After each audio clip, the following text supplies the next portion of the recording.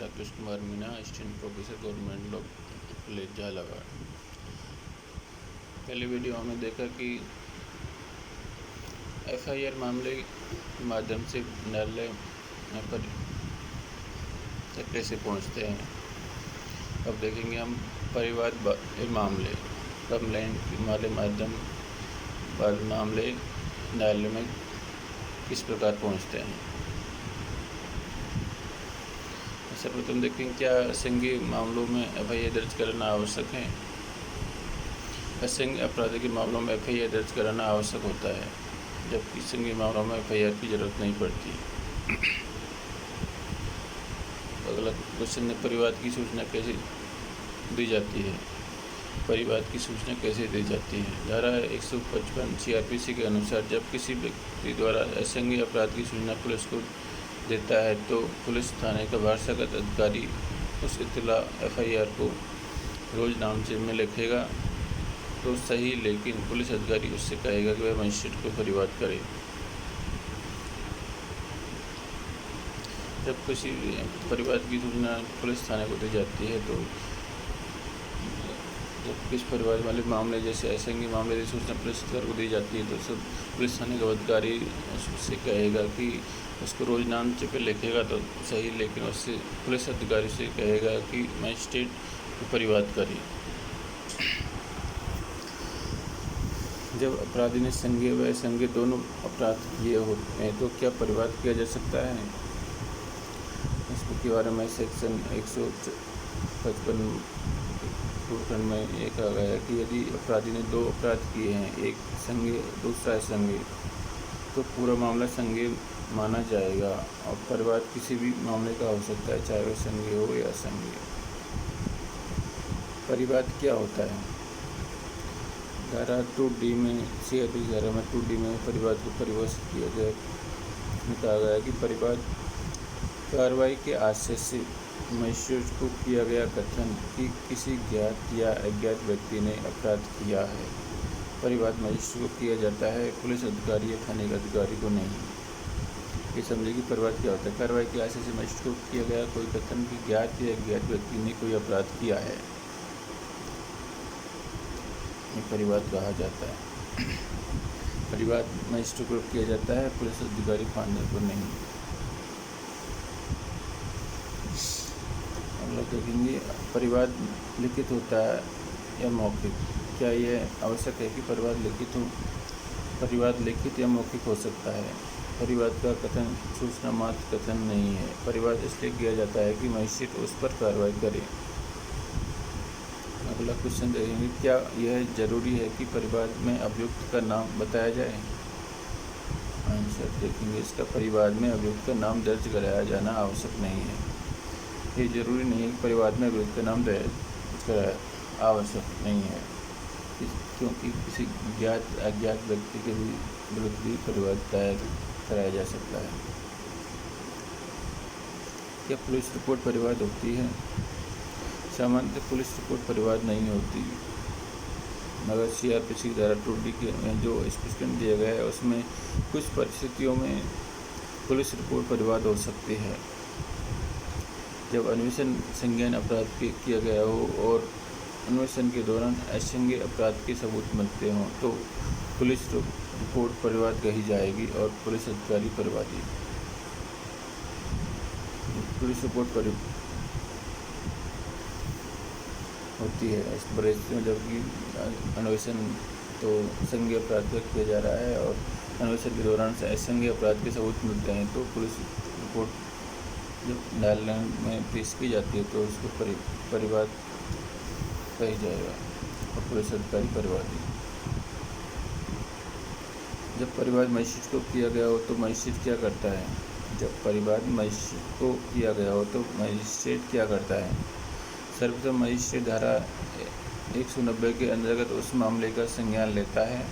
धारा 190 के अंतर्गत परिवाद के अंतर्गत संज्ञान लेने का अधिकार प्रथम मजिस्ट्रेट का होता है, लेकिन न्यायिक मजिस्ट्रेट संज्ञान ले सकता है बशर्ते मुख्य न्यायिक मजिस्ट्रेट संज्ञान लेने के लिए कहे।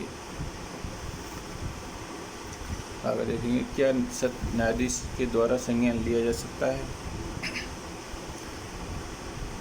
सीआरपीसी धारा 199 जब यह उच्च अधिकारियों की मानहानि के मामलों में सत्र न्यायालय के न्यायाधीश द्वारा संज्ञान लिया जा सकता है।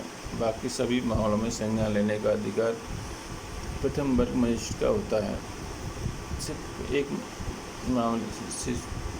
मामले जिसमें 199 के अंतर्गत उच्च अधिकार की मानहानि के मामलों में ही सत्र न्यायालय संज्ञान ले सकता है, अन्य मामलों में नहीं। अन्य मामलों में संज्ञान लेने का अधिकार प्रथम वर्ग मजिस्ट्रेट का होता है। क्या ऐसा हो सकता है कि मजिस्ट्रेट संज्ञान न ले? जिस मजिस्ट्रेट को परिवाद किया गया है वह उन मामलों का क्षेत्राधिकार नहीं है तो वह संज्ञान नहीं ले सकता। सीआरपीसी धारा 201 में कहा गया है, यदि परिवाद ऐसे मजिस्ट्रेट को किया गया है जो उस अपराध का संज्ञान लेने के लिए सक्षम नहीं है तो वह उस परिवाद यदि परिवाद लिखित है तो वह उसे उचित न्यायालय में पेश करने के लिए उस भाव के प्रश्नांकन सहित लौटा देगा। यदि परिवाद लिखित नहीं है तो वह उस परिवादी को उचित न्यायालय में ले जाने का निर्देश देगा। संज्ञान लेने की मर्यादा की अवधि क्या है? कि कोई इसी अपराध में न्यायालय में कैसी लिमिटेशन है कि कोई मामला लिया जाए। इसके संबंध में सेक्शन 468 में सीआरपीसी में प्रावधान किया गया है। लिमिटेशन के बारे में बताया गया है कि कोई अपराध के मामले में कब तक हम कोई एफआईआर या परिवाद कर सकते हैं।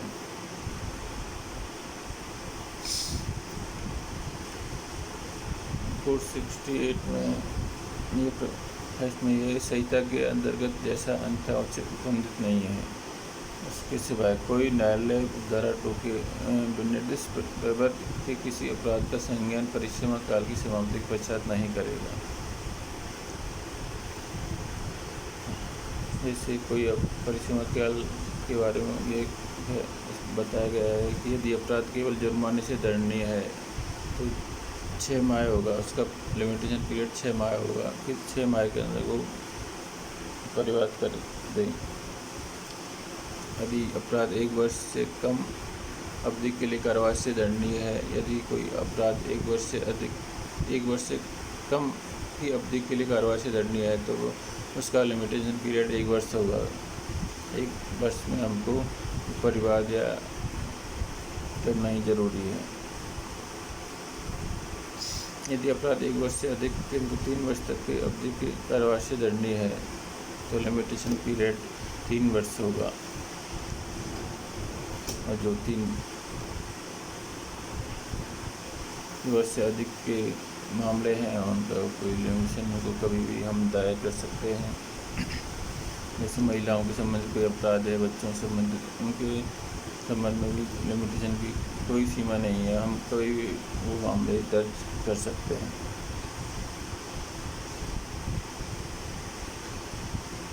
अब ये देखेंगे कि परिवाद का संज्ञान लेने के बाद मजिस्ट्रेट क्या करता है। परिवाद का संज्ञान लेने के बाद मजिस्ट्रेट क्या करे।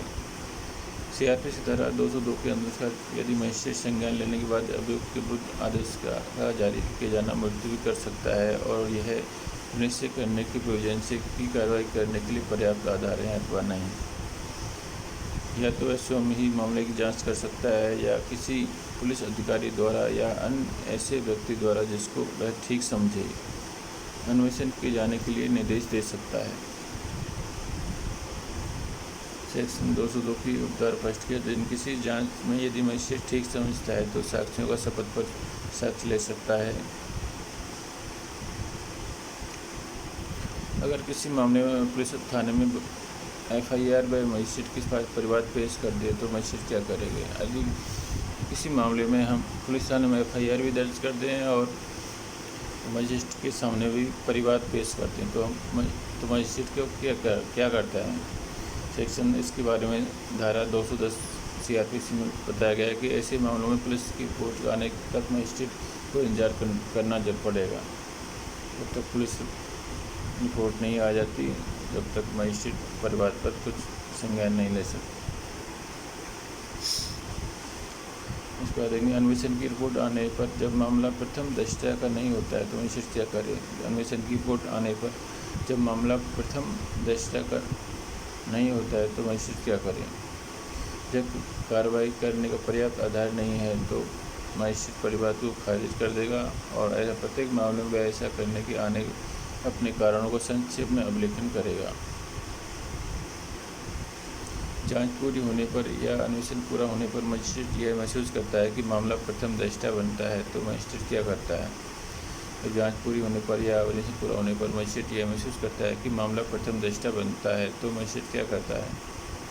मजिस्ट्रेट सेक्शन 204 के अंतर्गत अभियुक्त के विरुद्ध कार्रवाई करेगा। आदेश का जारी किया जाना। सेक्शन 204 यदि मजिस्ट्रेट को धारा 203 के अंतर्गत परिवाद को खारिज नहीं करता है तो धारा 204 के अंतर्गत मजिस्ट्रेट अभियुक्त की हाजिरी के लिए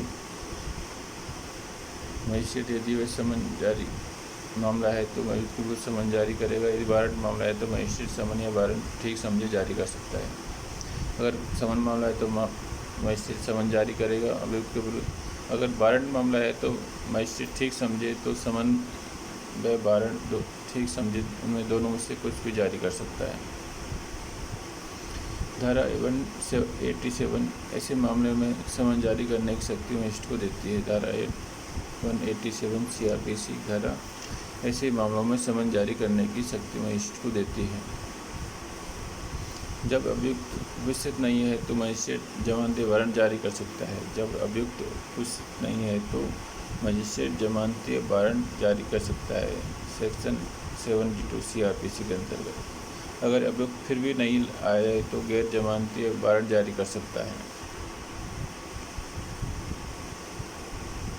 यदि अभियुक्त भाग जाए तो वह फरार व्यक्ति बन जाता है और सेक्शन 41 के अंतर्गत पुलिस बिना वारंट के गिरफ्तार कर सकती है। उसको जब अभियुक्त भाग गया है तो उसको फरार व्यक्ति बन गया है तो अभियुक्त धारा 41 के अंतर्गत पुलिस बिना वारंट के उसकी गिरफ्तार कर सकती है। सेक्शन 82 में जब वारंट का निष्पादन नहीं किया जा सकता है तो ऐसा न्यायालय उससे यह अपेक्षा करने की उद्घोषणा प्रकाशित कर सकता है कि वह व्यक्ति निर्दिष्ट स्थान में और निर्दिष्ट समय पर जो उस उद्घोषणा के प्रकाशन की तारीख से कम 30 दिन पश्चात का होगा हाजिर हो। जब भाग गया है तो उसकी न्यायालय उसको उद्घोषणा जारी करेगा कि उसको गिरफ्तार करके एक निश्चित समय में उसे न्यायालय में लाया जाए। उससे यदि अभियुक्त उद्घोषणा समय में नहीं आए तो यदि अभियुक्त उद्घोषित समय में भी नहीं आए तो उसकी संपत्ति की कुर्की की जा सकती है। सेक्शन 83 के अंतर्गत CRPC में यदि उद्घोषित समय में नहीं आता है तो उसकी संपत्ति की कुर्की की जा सकती है। यदि अभियुक्त फिर भी नहीं आए तो उसकी संपत्ति का विक्रय कराया जा सकता है। सेक्शन 85 के अंतर्गत CRPC में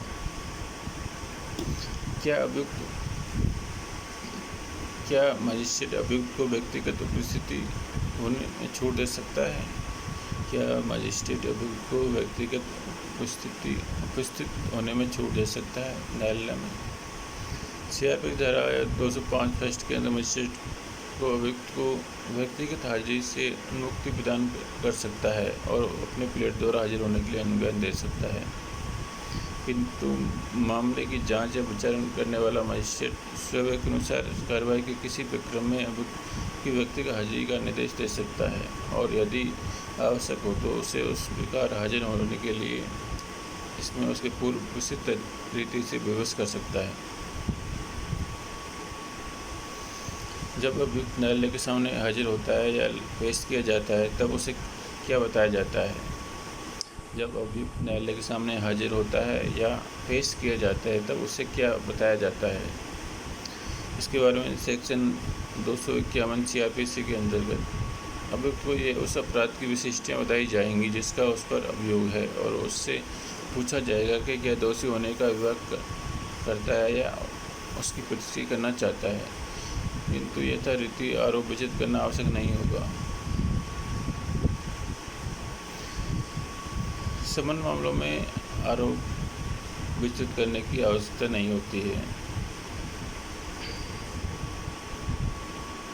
सेक्शन 252 CRPC यदि अभियुक्त दोषी होने का विवाद करे तो अभियुक्त के द्वारा उसे निर्दोष या दंडादेश जारी कर दिया जाता है। अगर अभियुक्त दोषी होने का स्वीकार नहीं करे तो उससे अपने आप को बचाव के लिए साक्ष्य देने के लिए कहा जाता है। इस पर हम समझे कि जब इस साक्ष्य जब अभियुक्त दोषी होने का वाक नहीं करता है तो उससे साक्ष्य देने के लिए कहा जाएगा। आगे देखेंगे अपराधों की रोकथाम के लिए कौन सी दो व्यवस्थाएं होती हैं। अपराधों की रोकथाम के लिए दो प्रकार की व्यवस्था, एक तो दंडिक व्यवस्था और दूसरी निवारणात्मक व्यवस्था। निवारक व्यवस्था में इससे पहले कोई व्यक्ति अपराध करे रोकथाम की अग्रिम कार्रवाई पहले ही कर ली जाती है। इस साक्ष्य कार्रवाई निवारक व्यवस्था में लागू होती है।